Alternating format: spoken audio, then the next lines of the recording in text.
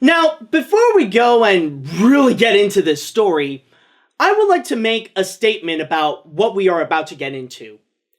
I have been doing this for a few years now, researching, analyzing, and discussing about animated films and the process of making them. I love looking into the production histories of individual animated features because what often happens is that they could tell much more fascinating stories than the movies themselves ever could. And there are a few great examples out there, like there's The Thief and the Cobbler. That's actually a pretty popular one in the animation circles. There is Food Fight and Toy Story 2. Believe it or not, that one was actually pretty nuts. But then there's this one. And I just have to say that this is the first time ever that I had to question the legality of an animated feature.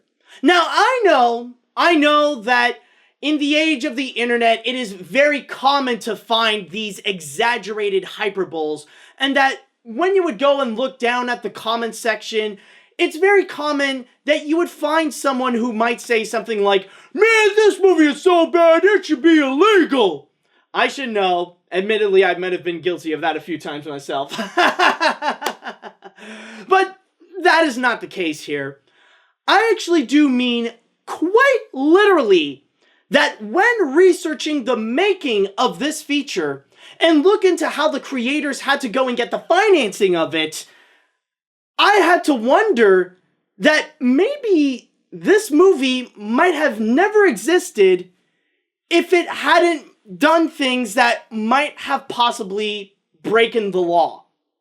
What I'm about to say, and what I'm trying to say, is that what we are about to enter could possibly be the craziest production history for an animated film. With that said, let us talk about Legends of Oz.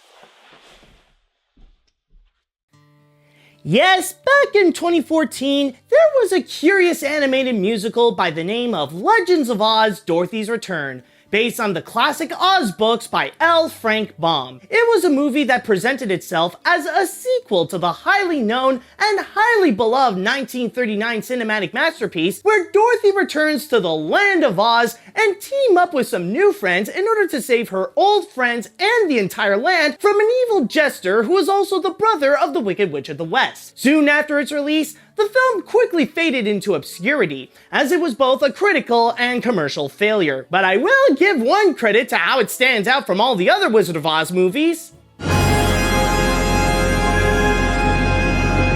It is the most traumatizing. Now, this is not the first time that someone wanted to make a sequel to The Wizard of Oz, as it was done before with 1985's Return to Oz. Heck, this is not even the first animated film that tried to be a Wizard of Oz sequel, since one was already made back in 1971 with Journey Back to Oz. But this one, however, has a very unique legacy, and that is regarding how it is one of the biggest animated box office bombs of all time, reported to have lost around $100 million. What's even crazier, however, is the entire journey to bring this movie to life and the shady ways that the creators collected the money to finance the film. And this ain't your typical Hollywood production tale. In fact, this one resembles a lot more like The Wolf of Wall Street than Singing in the Rain. This is the story of how a simple Wizard of Oz cartoon can be the result of what could possibly be just not one of the biggest disasters, but also one of the biggest scams in animation history. So, how did they make Legends of Oz? Well, let's find out. Our story begins with the Carroll brothers, Ryan and Roland, whom in the mid-2000s got the rights to adapt the 1989 book Dorothy of Oz, written by the Oz creator's great-grandson, Roger S. Baum, into an animated feature. Beforehand, they had produced a bunch of low-budget features under the company Alpine Pictures, who delivered us such films as Lord Protector, Lancelot, Guardian of Time, The Convent, and Toolbox Murders. But if it's not their movies that they are known for, then it's certainly the ways they try to get the money for their films. The Carrolls had quite a history of getting into trouble with their fundraising practices, collecting an impressive amount of fines and cease and desist letters from several states that can date back to 1993 under many different names. When it came to the Brothers Oz movie, it was no different. When financing began in 2006 under the company name Dorothy of Oz LLC, their quest for raising money was still met with plenty of legal troubles, and some states still gave them either a cease and desist letter or banning them unless they fully agreed to follow state law. Now, the Carrolls claimed that they had nothing to do with any of the fundraising for this feature, but many documents and state letters say otherwise and prove that they are connected to the money. But to give them credit, they did hire a few people to be in charge of financing and organizing the fundraisers. One was their managing partner, Neil Kaufman, and another was a very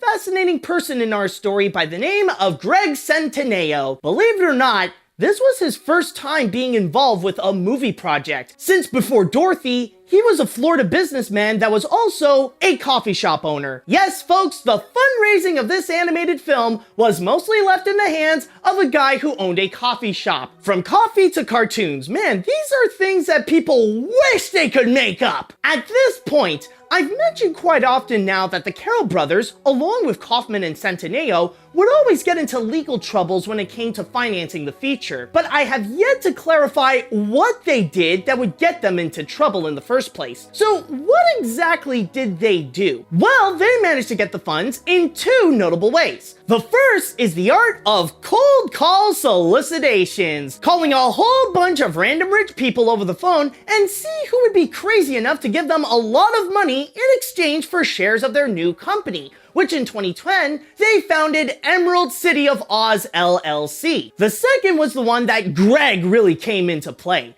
as he was in charge of hosting fundraising parties to gather up as many people as he can in one room to celebrate, have a few drinks, but most importantly, to convince them in investing on the feature. And his weapon of choice is an elaborate PowerPoint presentation. Now, this PowerPoint presentation is very interesting here as it gives us a glimpse as to how they tried to convince potential investors to fund this movie. But as it turned out, the plan was not about funding a movie, but rather to invest in an entire animated franchise. The presentation begins by explaining what is the company and their goal with this project, along with a quick summary of the success of digital content, licensing animated IPs, and the Wizard of Oz franchise. It would then explain the marketing strategy in order to spread the word about the movie, followed by explaining the profitability of licensing and developing virtual worlds, using The Simpsons and World of Warcraft as prominent examples. Then it explains about what it wants to do with the money and where it would go in order to make the movie, distribute it, and keep the digital content alive and running. Then it gets real interesting when it maps out the plan as a franchise. Of course, the kickoff of all this would be the animated movie. Next, it would be all about the digital content and the virtual world, video games, and all sorts of apps. Then they would dish out the licensing and merchandising to capitalize on the franchise beyond the movie, which would then follow with profiting off of the music with the soundtrack and releasing the songs digitally. Okay, pretty standard stuff so far. But that's just for starters. That's just to introduce this new Oz franchise to the public. The next step after that would be to turn this animated musical into a trilogy with two sequels called The Oz Odyssey and The Green Star of Oz. And if that wasn't enough, to top it all off, they also wanted to make a TV show. On a side note, outside of the PowerPoint, there were also talks that they wanted to make a stage show in the hopes that it would hit Broadway and possibly a theme park ride. We're adapting the script for live stage. Hopefully that'll be a Broadway show one day is really what we're hoping for. I can't guarantee these things, of course. Right. We're designing it to have a really large platform. Yeah, I mean, we've got a large spectrum of categories that we've secured, from dolls to amusement park rides. And so, to cap off the presentation, they presented the projections of how much this new Oz franchise could make by using the Pixar revenue model. Basically, this is all meant to sell the idea to potential backers that they will guaranteed be investing in an animated franchise that will surely be the next Toy Story or SpongeBob SquarePants. Now, one might look at this and think that this is a highly risky investment, which it actually is, but that doesn't mean they had to tell you that, or anything for that matter. According to reports, the investors had little to no idea that this would come with some serious risks, and many of these investors are said to be unaccredited. Of course, Greg Centineo denied these claims by saying that they were indeed accredited and that he did mention about the risk that they might lose their money during the presentation. Oh really, Greg? If that's the case, then why is it that in your PowerPoint, the only place where it was mentioned that it was a risky investment is right in the bottom of the last page in small writing? You'd think that if you were going to talk about the importance that this is a risk, then you would have at least devoted one page about it than to treat it as just a little throwaway. Oh, and by the way, did I forget to mention that if you wanted to invest in this franchise and get a share of the company, the minimum payment is said to be $100,000 per person. Also, during these parties, the potential backers were encouraged to pay them by any means necessary, by a paycheck, wire transfers, even fishing out of their 401ks and retirement plans if they had to. The bottom line is, if you got the money, then you have to invest in this animated Oz franchise. Don't ask questions, just do it! On a side note, the original plan for the feature was to raise just $20 million in order to make a straight-to-DVD animated Wizard of Oz sequel. However, the Carrolls ultimately decided that it'd have a better chance of profitability if it got released on the big screen. And, well, as you could tell, the idea grew much bigger from there. In total, from all the fundraisings done by Kaufman, Centineo, and the companies Dorothy of Oz LLC and Emerald City of Oz LLC, they managed to gather over 1,000 people to invest $103 million in order to make this animated franchise. However, not all of it would go to the Land of Oz. First, they got to sort out some management fees and take 22% of the money to pay some people and the company. Oh, and both companies can also take an extra 20% as well. You know, just to keep the lights on. So, now that they got the money, it is time to make a movie. Of course, not all the money that they raised went onto this one film. While they did originally plan to give it a $20 million budget, the Carrolls decided to be a lot more generous and gave it a more impressive $70 million budget. However, this would be the first time that the Carrolls would create an animated project, so they would need an animation crew to be creatively in charge. With a script by Randy Barnes and Adam Balsman, they hired Bonnie Radford as a producer, who previously did so for films like Balto, The Road to El Dorado, and Curious George, along with animation veterans Will Finn and Dan St. Pierre to be the directors. As for the cast, they didn't necessarily got A-list celebrities, but they did manage to get a bunch of recognizable names like Dan Aykroyd,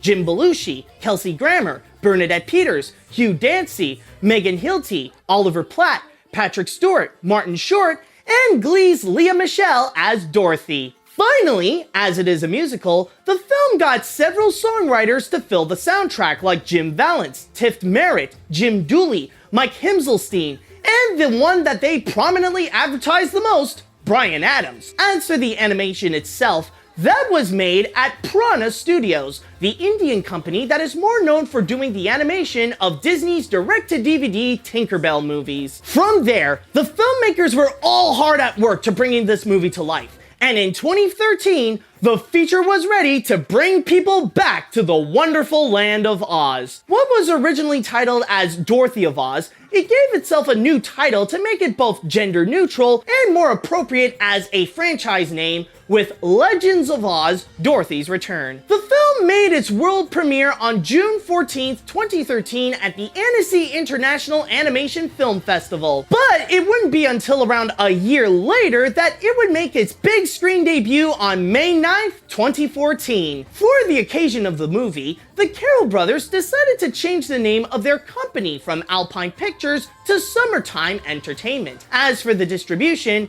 the film was left in the hands of a newfound company by the name of Clarius Entertainment, who made their debut with Legends of Oz and managed to put the feature in over 2,500 theaters. So now that the public got a chance to witness what this new version of Oz looks like, oh, wow, I don't think it could have gone worse in any way. Nearly nobody was interested in checking the movie out, which I'll get more into later, and most that did absolutely hated it, including the critics who gave it some pretty bad and nearly merciless reviews. In fact, I remember that I was one of the unfortunate few that did see this in theaters, and I did not have any good memories with it. In fact, if I may take a quote from my review of the film, the best way I could describe it is that Legends of Oz: Dorothy's Return is the embodiment of everything that the 1939 Wizard of Oz film is not. Instead of a simple story that's easy to both follow and get into, it feels confusing and inconsistent. Instead of beautiful and revolutionary visuals, this has mediocre animation that's sometimes disturbing. Instead of charming and lovable characters, they're just forgettable with no development. And instead of timeless, legendary songs, these ones feel generic and dated. I think I even put this as my #1 worst animated film of 2014. But regardless of what I or any other critic said about this feature, no words can do more damage to this movie than what the box office did to it. The film had an opening weekend of just $3.7 million, to which the domestic total only went up to less than $8.5 million, and ultimately got a worldwide total of just $18.6 million, resulting it to hold the record of the worst opening ever for an animated feature that opened in more than 2,500 theaters. But considering its $70 million budget, the grimmer title that it earned was that this movie became a box office bomb. At that point, the investors, along with Greg Centineo, tried to figure out what went wrong and why it didn't become the big franchise starter that it hoped to be. Maybe the film didn't resonate well with people and bad word of mouth quickly spread. Maybe audiences weren't interested in the idea of having an animated Wizard of Oz sequel. Maybe competition was just too tough for it, since Seth Rogen's Neighbors was released during the same week, and Rio 2 was still in theaters that was trying to get the exact same kind of audience as Legends of Oz was trying to get. Maybe it was Clarius Entertainment that didn't work hard enough and ended up putting out little marketing that barely got the public's attention about this movie's existence. Nope! They concluded that it was all Hollywood's fault, and the way they try to explain it is absolutely hilarious. Seriously, it's like if Shakespeare wrote an angry comment on a YouTube video that's giving a negative review to a movie he liked. The big Hollywood studios do not want this effort to succeed because they do not want any serious new competition. Maybe we got their attention because they amassed their army of top-paid critics who wielded their poison pens in a smear campaign against this wonderful family picture. These seemingly are just reviews of an average film not liked by critics. They are propaganda written expressively to dissuade everyone from seeing the film. Basically, they legit believe an entire conspiracy theory that the big Hollywood studios are scared that over 1,000 investors will somehow take over the industry with an animated film, so they paid off critics to make bad reviews that would detract audiences away from seeing the movie. Yeah, that's totally it. Evil Hollywood elitists trying to take down the underdog competition. That makes perfect sense and don't make you sound like an absolute lunatic. So now that the movie flopped, there is still one question remaining. What's going to happen to the franchise? Well, according to Greg Centineo, even if Dorothy's Return was a disaster, that's not going to stop them from making the sequel and the TV show for Legends of Oz. In an interview with Animated Views, Greg stated, "Let's say it doesn't do great at the box office," which it didn't do great. "If it does, it won't end the franchise. The plan behind this franchise was multiple films. If the first one performed well domestically, you'd have a second release come out 3 years later from now. If it didn't perform well, you'd do a DVD release for the second and third films. A television series is also in play. The plan doesn't rise and fall on the domestic box office. It will definitely shift the direction of the franchise, but it won't end the franchise." And thus brings us to today. As I'm recording this, it's been more than 5 years since the release of Dorothy's Return, and considering that the investors spend over $100 million on this, why not take a moment to analyze what that money actually turned into? Of course, we got the movie itself that was later available on home media on DVD, Blu-ray, and digital. The songs were also available on a soundtrack and digitally. Merchandise did exist of the film, but they were mostly toys and dolls. Surprisingly enough, digital content actually did exist. There were a few apps that connected to the movie, and most shockingly, some that were unlicensed ripoffs, a video game for the Nintendo 3DS, and an online virtual world browser game called Legend of Oz World. For the most part, the Carroll brothers and their partners seem to be keeping their promise and delivering what they say they would do for their investors. Except for one crucial thing! All these extra elements like the soundtrack, the merchandise, and the digital content are only complements to the Dorothy's Return movie. Where are the 2 sequels and the TV show in order for this to become a legitimate franchise? I know they spent many years trying to make the first movie alone, but that was mostly spent trying to get the money. And keep in mind, of the more than $100 million they've raised for this project, only $70 million was used on the movie. So we know that they got the extra cash to make more Legend of Oz projects. We live in an age where companies are making franchises out of literally everything, regardless of their success, where now there are fewer movies that actually don't have either a TV spin-off or a follow-up. A great example is that Norm of the North managed to find the time to make sequels, even if literally no one asked for them. When freaking Tom and Jerry managed to release a sequel to their Wizard of Oz movie,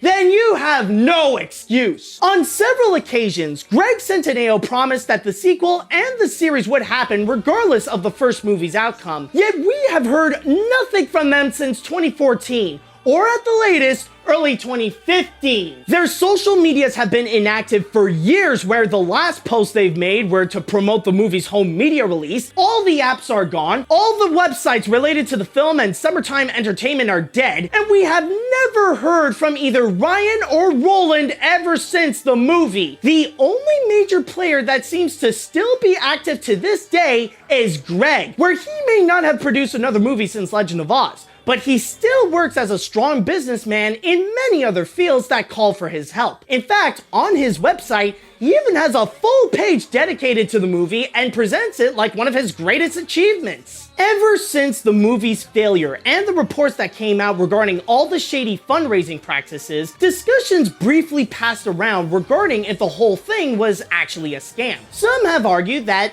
it wasn't, because they got what they paid for. They invested in a movie, and they ended up getting a movie. Simple as that, right? Honestly, I say otherwise. This whole Legend of Oz thing is without a doubt a highly elaborate scam. First of all, what they were trying to sell to investors was not just a Legends of Oz movie, but rather an entire Legends of Oz franchise that would spawn several movies and an animated series. As I've said before, they've continuously promised that more Oz content would come, but ever since the whole media release of Dorothy's Return, they said nothing. Not even an update on what happened to their investment, or even a closure to say that their plans have been canceled. They just took the money and ran with it. And speaking of the money, keep in mind that not all the funding that was raised was used for the purpose of the movie. By doing the math with the earnings minus the budget, the film itself lost an estimate $62.4 million,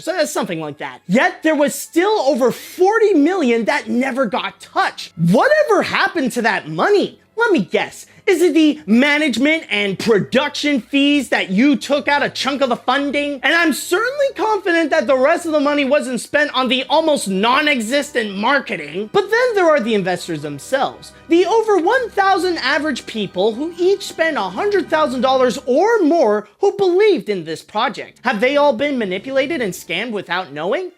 Oh, absolutely. They're the perfect kind of people to take advantage of in this case. They're not just average people. These are people who have little to no business skills in the film industry, barely have any understanding of the risks that are involved, and never bother doing the research of who's in charge of this whole Oz project, or even that one of their salesmen was just a coffee shop owner than an actual film mogul. Which leads me to my next point with the heads of the movie. Ryan and Roland Carroll. These aren't guys with experience producing animated films at all. Instead, these are two brothers with a history of legally questionable fundraising practices that often get called out by several states who only produce a bunch of low-budget movies, and yet people trusted them that they would make the next Shrek or Despicable Me? When looking at everything as a whole, it really is a lot like what happened with The Wolf of Wall Street, and I don't just mean in the movie itself. Very ironically, the movie was made the exact same way, where the money that was funded was taken by scamming investors. The culprit behind this was the company Red Granite Pictures, which got their money from Malaysia's sovereign wealth fund 1MDB. Keep in mind though that the case of Wolf of Wall Street was not only a lot more complicated than Legends of Oz is, but it was also in a much grander scale, as literally billions of dollars was involved. However, when you look at how 1MDB embezzled the money from investors with the help of Goldman Sachs, it's honestly a little scary how similar it is to the way the Carroll brothers got their money to fund Legends of Oz. Don't believe me? Take a look at this. In 2012, Ing and Leisner started helping 1MDB raise money from investors who were told that their money would help pay for power plants. But instead of all of it going into power plants,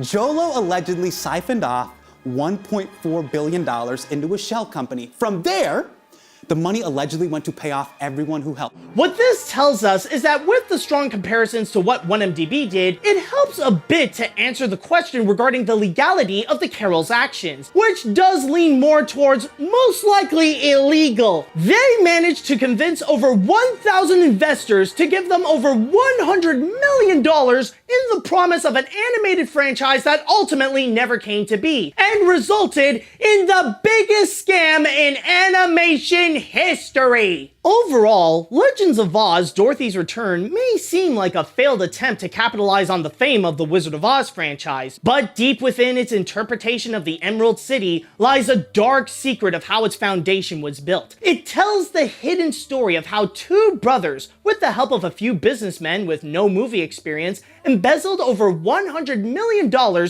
from more than 1,000 people who just didn't know any better, persuading them to believe that they were making the next animated milestone similar to Toy Story, but ended up with a movie that failed to impress anyone and empty promises. The film itself may have been one of the biggest animated box office bombs, but it wasn't the companies or the people in charge of the movie that ultimately lost. Unfortunately, it was the people that gave them their money that had to suffer the consequences, while the creators are skipping merely down the yellow brick road with tens of millions of dollars in hand. It serves as a dark and very cautionary tale about making huge investments and to look out for the red flags if the organizers are actually trustworthy or if what they say seem too good to be true. Now, before I cap this off, I'd like to talk about one character that appeared during both the start and the conclusion of the movie. When Dorothy and her family found her farm in ruins because of the tornado, a man who claims to be a government appraiser gave them an eviction notice, as the farm and the entirety of the town are now considered a disaster area. But by the end of the picture, when Dorothy is back from her adventures in Oz, she stands up to the man and then discovers that he's actually a con artist and has several fake IDs to help commit his crimes, thus getting caught that he was scamming the whole town. Isn't it funny when life imitates art?